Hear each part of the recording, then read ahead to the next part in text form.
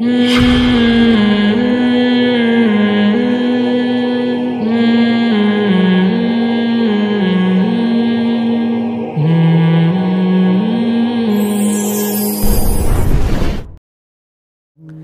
کو پتہ ہے پچھلے رکوع میں اللہ نے قیامت کی ہولناکیوں کا تذکرہ کیا تھا،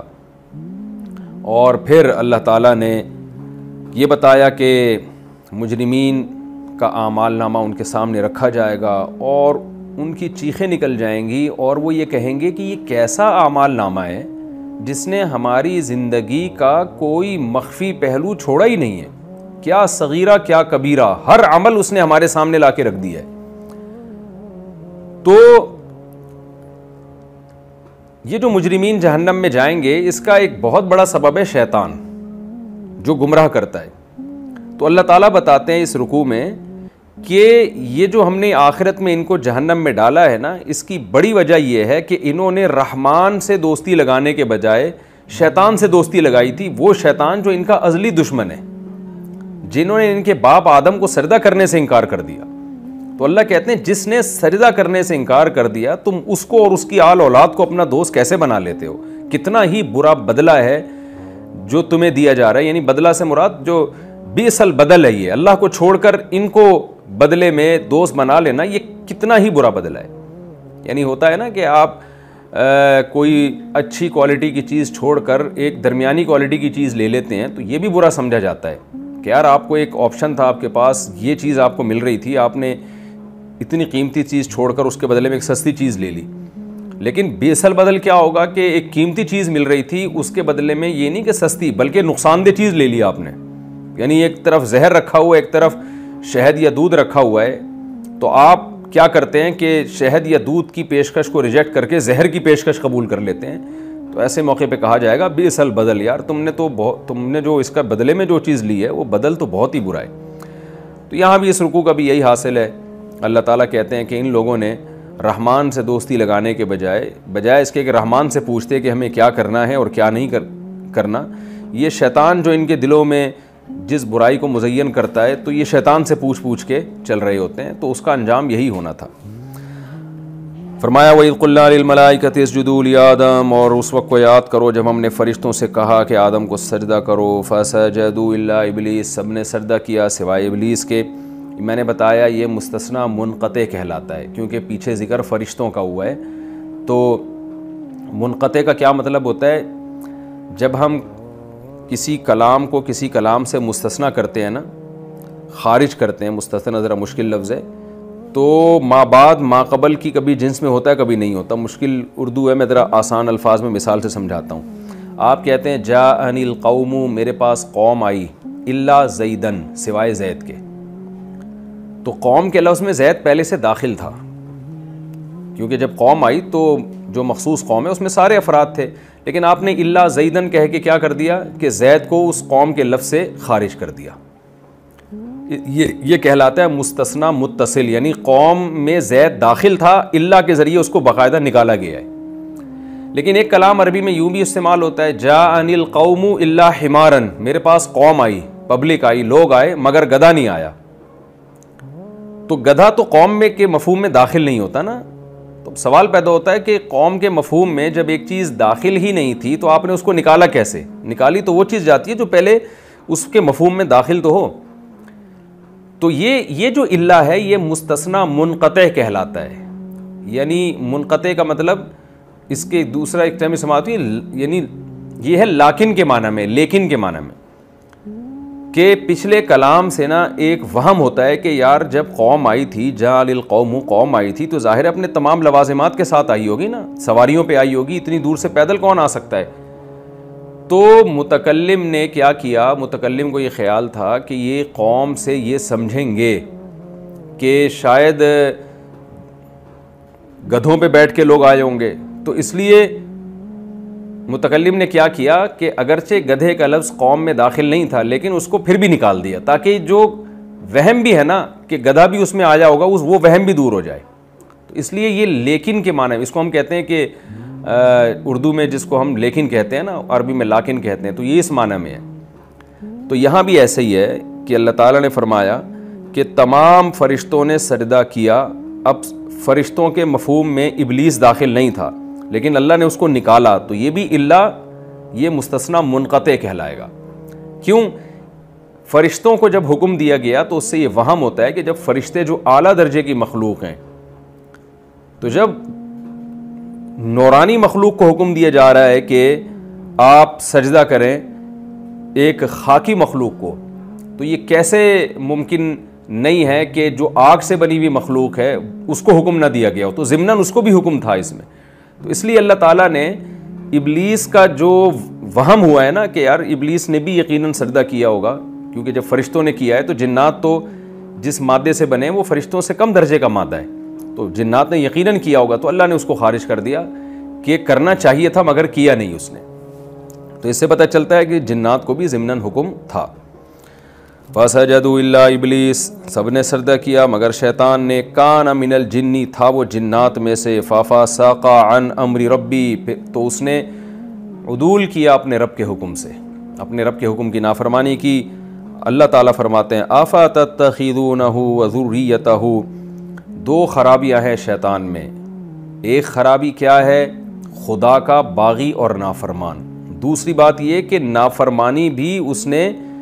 تمہیں پروٹوکول دینے میں کی ہے، یعنی ایک نافرمانی تو یہ ہوتی ہے نا کہ اس کا اور اللہ کا معاملہ تھا، بس ہمیں تو پھر بھی چاہیے کہ ہم اللہ کے دشمن سے دشمنی رکھیں، لیکن وہ نافرمانی بھی تمہارے بغض میں اس نے کی ہے، کہ تمہارے حسد میں کی اللہ کی نافرمانی، تو یہ اللہ کا بھی دشمن ہوا، تمہارا بھی دشمن ہوا۔ تو اس لیے اللہ تعالیٰ فرماتے ہیں آفَتَتَّخِذُونَهُ، ایسے ابلیس کو تم اور وَذُرِّيَّتَهُ، اور اس کی اولاد کو تم اولیاء بناتے ہو، دوست بناتے ہو، من دونی، مجھے چھوڑ کر، وَهُمْ لَكُمْ عَدُوٌّ، جبکہ وہ تمہارا بھی دشمن ہے، صرف میرا دشمن نہیں ہے بلکہ میرا دشمن تو وہ بنا ہی تمہاری دشمنی میں ہے۔ تو ایسے یعنی اس سے بڑا بدبخت دوست تو دنیا میں کسی کا ہو نہیں سکتا، جو اتنا بڑا دشمن ہو کہ آپ کی دشمنی میں خدا کی بغاوت پہ اتر آئے، یعنی اس کو آپ سے اتنے حسد ہو، اتنا آپ سے وہ نالا ہو، تو اس کی دشمنی کا آپ اندازہ لگاؤ کیا دشمنی ہوگی اس کی۔ اللہ فرماتے ہیں أَفَتَتَّخِذُونَهُ، ایسے کو تم اپنا دوست بناتے ہو، وَهُمْ لَكُمْ عَدُوٌّ، جبکہ یہ شیاطین تمہارے دشمن ہیں، بِئْسَ لِلظَّالِمِينَ بَدَلًا،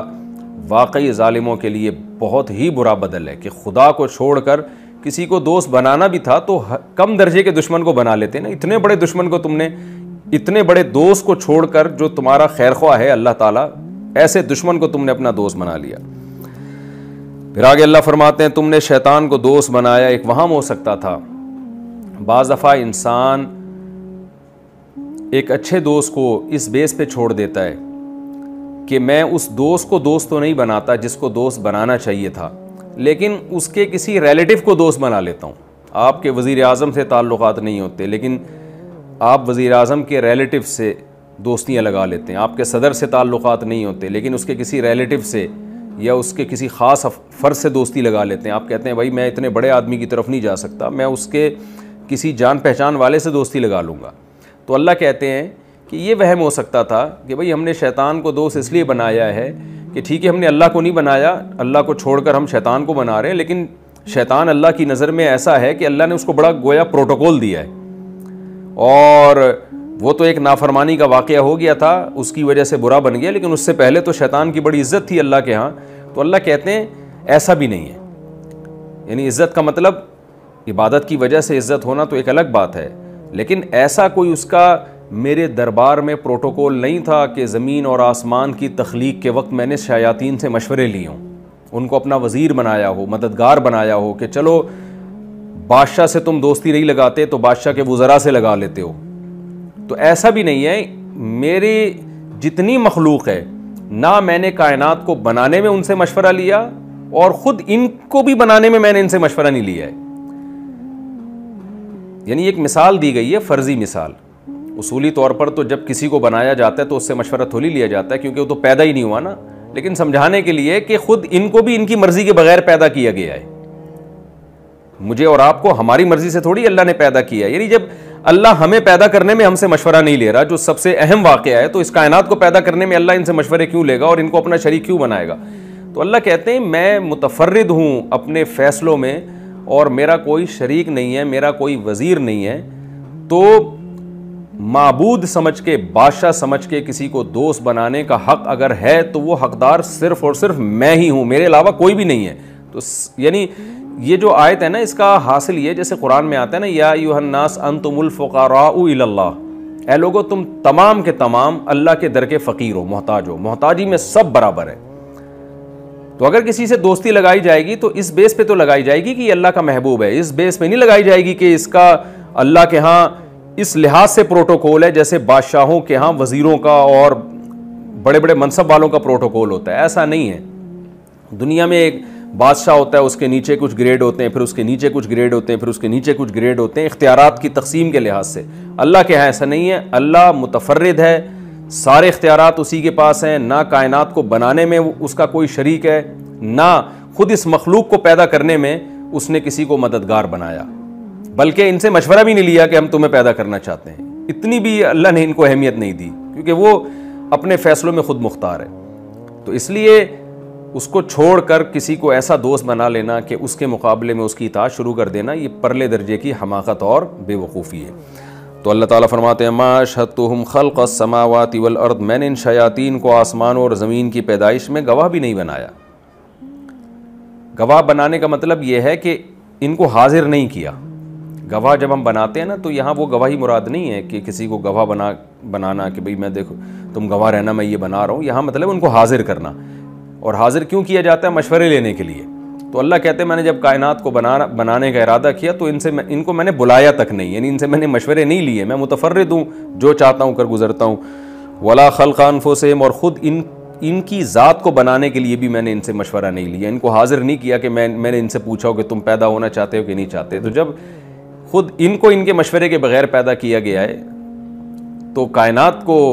کیسے ان کے مشورے سے پیدا کیا جائے گا؟ تو اس آیت کا حاصل یہی کہ سارے ایک جیسے فقیر ہیں میرے در میں, محتاج ہیں. تو محتاجوں کو معبود نہیں بنایا جاتا, ان کو خدا کے مقابلے میں دوست نہیں بنایا جاتا. اور آگے اللہ